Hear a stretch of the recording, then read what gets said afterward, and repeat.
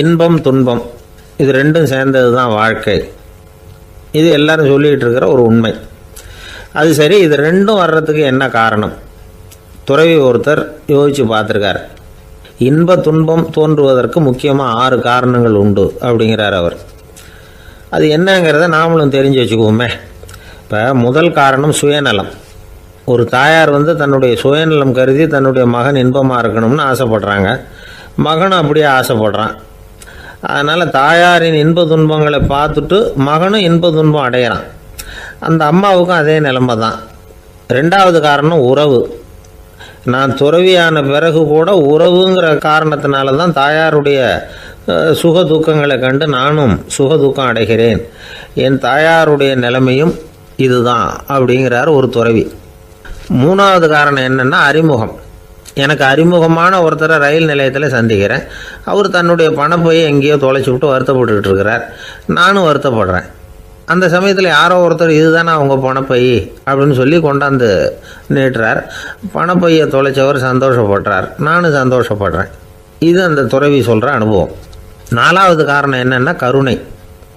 எனக்கு முன்னே தெரியாத ஒருத்தனை யாரோ ஒருத்தன் அடித்து காயப்படுத்தி போடுறான். கருணை காரணமாக நான் அதுக்காக துக்கப்படுறேன். அஞ்சாவது காரணம் எதையும் நம்புறது. ஒரு பசுமாட்டை ஒரு முரணை அடிச்சுக்கிட்டு இருக்கிறான் அப்படின்னு ஒருத்தர் நம்மகிட்ட சொல்கிறாருன்னு வைங்க, உடனே நான் துக்கப்படுறேன். இன்னொருத்தர் அந்த முரணனை போலீஸ்காரங்க பிடிச்சிட்டு போயிட்டாங்கன்னு சொல்கிறார். நான் உடனே சந்தோஷப்படுறேன். மூணாவதாக ஒருத்தர் முதல் 2 பேரும் சொன்னது பொய்யுங்கிறார். அப்போ நான் இன்ப துன்பம் ரெண்டுமே இல்லாமல் நிம்மதியாக இருக்கிறேன். இது ஒரு விதம். அடுத்தது 6வது காரணம் என்னென்னா தன்மயமாகுதல். ஒரு நாவல் படிச்சுக்கிட்டு இருக்கிறோம். அதில் வர்ற பாத்திரங்களோடு நாம் ஒன்றி போயிடுறோம். அதில் வர்ற பாத்திரங்கள் சிரிச்சுதுன்னா நாமளும் சிரிக்கிறோம், அது அழுதுன்னா நாமளும் அழறோம். அதெல்லாம் அந்த துறவி சொல்கிற அனுபவ உண்மைகள்.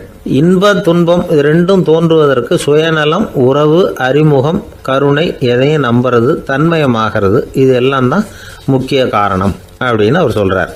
ஆக கூடி ஒட்டு மொத்தமாக யோசனை பண்ணி பார்த்தா பிற பொருள்கள் மீது பற்றுதல் காரணமாக தான் நாம் இன்ப துன்பம் அடைகிறோம் அப்படிங்கிறத புரிஞ்சிக்க முடியுது. மனுஷன் இன்ப துன்பம் அடைகிறதுக்கு 7வது காரணம் கூட ஒன்று உண்டு அப்படின்னு சொல்லிகிட்டே வந்தார் ஒருத்தர். அது என்ன அப்படின்னு கேட்டோம். அதுதான் சார் இந்த நீங்கள் சொல்லிட்டு வர்ற இன்று ஒரு தகவல்னார். எப்படி சொல்கிறீங்கன்னு கேட்டோம். இன்று ஒரு தகவல் கேட்க ஆரம்பிக்கிறப்போ மனசில் இன்பம், ஆரம்பித்த உடனே இது ஏற்கனவே கேட்ட சமாச்சாரமாச்சே அப்படின்னு நினைக்கிறப்போ துன்பம் அப்படின்னு அதுக்கு ஒரு விளக்கம் கொடுத்தார் அவர்.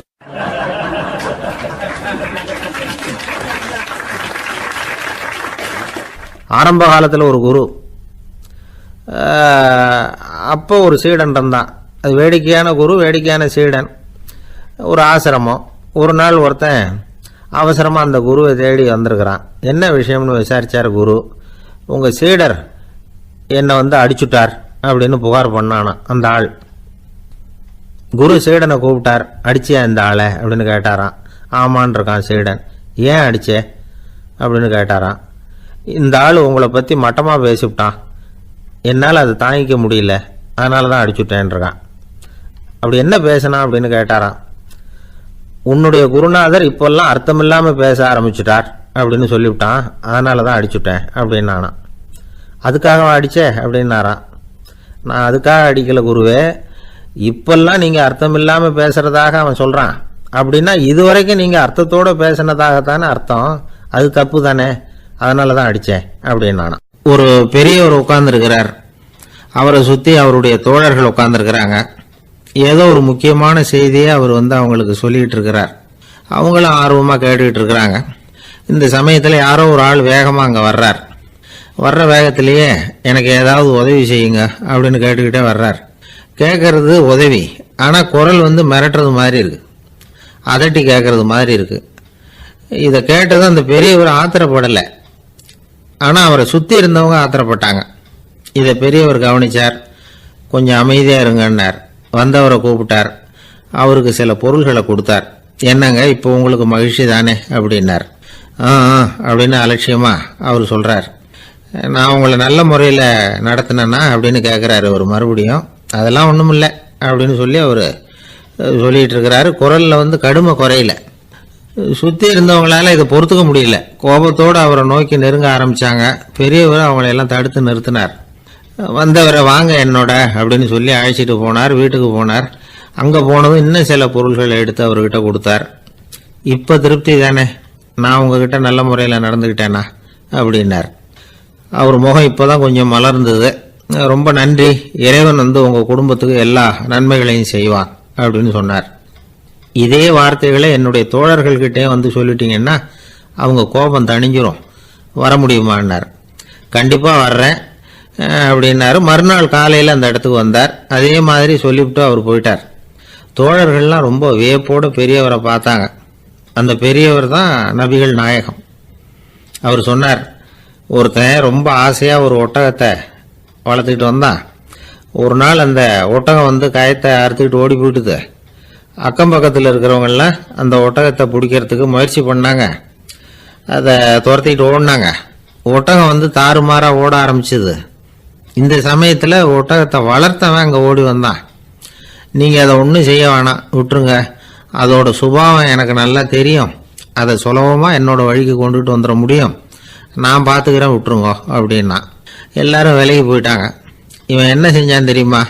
கொஞ்சம் புல்லை கையில் எடுத்துக்கிட்டு அந்த ஒட்டகத்தை நெருங்கினான். அவ்வளவுதான். அது ஓடி இவன் காலடியில் உட்காந்துக்கிட்டது. செல்லமாக அதை அப்படியே தடவி கொடுத்தான். முதுகில் ஏறி உட்காந்துக்கிட்டான். அது பாட்டுக்கு சாதுவாக நடந்து போகுது. இந்த கதையை நபிகள் நாயகம் தம்முடைய தோழர்களுக்கு சொல்கிறார். ஒட்டகத்தை மட்டும் இல்லை, சில மனிதர்களையும் கூட சில விதத்தில் அணுகிதான் அவர்களை சீர்திருத்த வேண்டியிருக்குது அப்படிங்கிறத அவங்களுக்கு உணர்த்தினார்.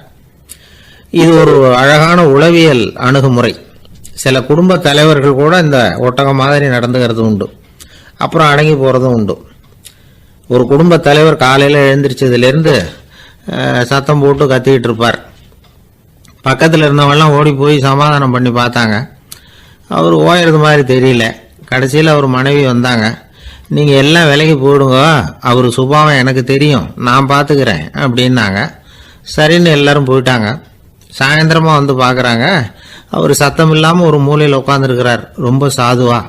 ஆச்சரியமாக இருந்தது. என்னம்மா பண்ணீங்கன்னு கேட்டாங்க. அது ஒன்றும் இல்லைங்க, ஒரு வேளை சாப்பாட்டை நிறுத்தினேன், பட்னி போட்டேன், அவ்வளவுதான் அப்படின்னாங்க அந்த அம்மா.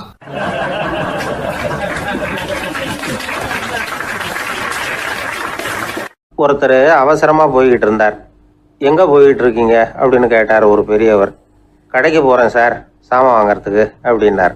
அங்கே போகிறதுக்கு முன்னாடி தெரிஞ்சிக்க வேண்டியதெல்லாம் தெரிஞ்சுக்கிட்டீங்களா அப்படின்னு கேட்டார் பெரியவர். கடைக்கு போய் காசை கொடுத்து ஒரு பொருளை வாங்கிட்டு வரப்போகிறோம், இதில் தெரிஞ்சிக்க வேண்டியது என்ன இருக்குது அப்படின்னார் அலட்சியமாக. இப்போ அந்த பெரியவர் பேச ஆரம்பித்தார். இந்த உலகத்தில் எந்த ஒரு செயலில் இறங்குறப்போவும் நாம் நல்லா ஆலோசனை பண்ண வேண்டிய விஷயம் 5 அப்படின்னார். உதாரணமாக, ஒருத்தன் கடைக்கு போய் ஏதோ ஒரு பொருளை வாங்கிட்டு வர போகிறான்னு வச்சுக்கோங்களேன். அப்போ கூட அவன் 5 விஷயங்களை பற்றி தெரிஞ்சுக்க வேண்டியிருக்குது அப்படிங்கிறார் அவர். முதல்ல அந்த பொருள் எப்படிப்பட்டது அப்படிங்கிறத தெரிஞ்சுக்கணும். ரெண்டாவதாக தன்னை பற்றியும் தெரிஞ்சுக்கணும். அப்போ தான் அந்த பொருள் தனக்கு தேவையா இல்லையா அப்படிங்கிறத புரிஞ்சுக்க முடியும். மூணாவதாக தெரிஞ்சுக்க வேண்டியது ஒன்று இருக்குது. அது என்னன்னா, அந்த பொருளை அடையறதுக்கு வழி என்ன அப்படிங்கிறது தெரிஞ்சுக்கணும். அதாவது எவ்வளவு பணம் கொடுத்தா அது கிடைக்கும், இது மாதிரியான விஷயங்கள். நாலாவதா, அந்த பொருளை அடையிறது மூலமா நாம் அடையக்கூடிய பயன் என்ன அப்படிங்கிறதையும் உணரணும். அஞ்சாவது, அந்த பொருளை அடையிறதுல இருக்கக்கூடிய தடை எது அப்படிங்கிறதையும் நாம் தெரிஞ்சுக்கணும். பெரியவர் பேசுறது ஏதோ தத்துவம் மாதிரி தெரியுது இல்லையா? தத்துவம் தான். அதாவது இப்படி உலகியல் வாழ்க்கையில் சின்ன சின்ன விஷயங்கள்லேயே நாம் 5 விஷயங்களை தெரிஞ்சுக்க வேண்டி இருக்குது. அது ரொம்ப அவசியமாக இருக்குது. பேரின்ப நிலைன்னு சொல்கிறாங்கல்ல, அது மாதிரி பெரிய சமாச்சாரங்கள்லேயும் இந்த 5 விஷயங்களை நாம் தெரிஞ்சுக்க வேண்டியிருக்குது. அதுக்கு பேர் என்னன்னா அர்த்த பஞ்சகம். வைணவ சமயத்தில் அர்த்த பஞ்சகம்ங்கிறது ரொம்ப பெரிய விஷயம். கடைக்கு போகிறது மாதிரி கடவுளை பார்க்க போகிறப்போ நாம் 5 விஷயங்களை தெரிஞ்சுக்கணுமா. முதல்ல பரம்பொருள் அப்படிங்கிறது என்ன, அதோட தன்மைகள் என்ன, இதை தெரிஞ்சுக்கணும். இதுக்கு பேர் என்னன்னா பரமாத்ம ஸ்வரூபம் அப்படின்னு பேர். ரெண்டாவது, நாம யாரு, நம்மோட தன்மை என்ன அப்படிங்கிறத தெரிஞ்சுக்கணும். நான் யாருன்னு எனக்கே தெரியலங்கிறப்போ இதை நான் சொல்கிறேன்னு இது என்னுடையதுன்னு சொல்கிறது தப்பு தானே. அப்புறம் மூணாவது விஷயம், பரம்பொருளை நாம் அடையறதுக்கு வழி எது, இது தெரிஞ்சுக்கணும். இது உபாய ஸ்வரூபம் அப்படின்னு பேர். நாலாவது விஷயம், நாம் அடைய வேண்டிய பயன்கள் என்ன அப்படிங்கிறது தெரிஞ்சுக்கிறது. இதுக்கு புருஷார்த்தம் அப்படின்னு பேர். அஞ்சாவது, அந்த பயனை அடைய விடாமல் தடுக்கிற தடைகள் யாவை அப்படிங்கிறது தெரிஞ்சுக்கிறது. இது விரோதி ஸ்வரூபம். இதைத்தான் தடையியல் அப்படின்னு சொல்றாங்க. அதாவது பரமாத்மாவை பற்றிய அறிவு, ஜீவாத்மாவை பற்றிய அறிவு, உபாயம் பற்றிய அறிவு, புருஷார்த்தம் பற்றிய அறிவு, இந்த 4 அறிவுக்கும் எதிரடையா, அதாவது அதையெல்லாம் தப்பா புரிஞ்சுக்கிறதால உண்டாகக்கூடிய அறிவு விரோதி ஸ்வரூபம். என்ன இது தகவல்ல ஏதாவது கதை சொல்லுவீங்கன்னு பார்த்தா ஏதோ தத்துவம் பேசிக்கிட்டு இருக்கிறீங்களே அப்படின்னு நினைக்கலாம். இதுவும் தெரிஞ்சுக்க வேண்டிய ஒரு பெரிய விஷயம்தான். காதில் போட்டு வச்சா எப்போவாவது உபயோகப்படும். என்னுடைய நண்பர் ஒருத்தர் ஒரு நாள் என்கிட்ட சொன்னார், சார் அடுத்த மாதம் தஞ்சாவூரில் ஒரு கல்யாணம், போகிறதா வேண்டாமா அப்படின்னு ஒரே குழப்பமா இருக்கு அப்படின்னார். நான் உடனே இந்த அர்த்த பஞ்சக உபதேசம் பண்ண ஆரம்பித்தேன். அவர் எல்லாத்தையும் பொறுமையாக கேட்டுவிட்டு, சரி சார் நான் போகிறதுன்னு முடிவு பண்ணிவிட்டேன்னார். எப்படி இந்த முடிவுக்கு வந்தீங்க அப்படின்னு கேட்டேன். அவர் சொன்னார், சார் அந்த 2வது பாயிண்ட் ஒன்று சொன்னீங்களே, அதை புரிஞ்சுக்கிட்டதுக்கு அப்புறம்தான் இந்த முடிவுக்கு வந்தேன் அப்படின்னார். என்ன 2வது பாயிண்ட்டுன்னு? அதாவது தன்னை பற்றி புரிஞ்சுக்கணும் அப்படின்னு சொன்னீங்க. உடனே என்னை பற்றி புரிஞ்சுக்கிட்டேன், நான் யாருங்கிறது எனக்கு தெரிஞ்சுது, உடனே போகிறது தான் நல்லதுன்னு முடிவு பண்ணிவிட்டேன்னார். நீங்கள் யாருன்னு கேட்டேன். நான் தான் சார் அந்த கல்யாணத்தில் தாலி கட்ட வேண்டிய மாப்பிள்ளை அப்படின்னார்.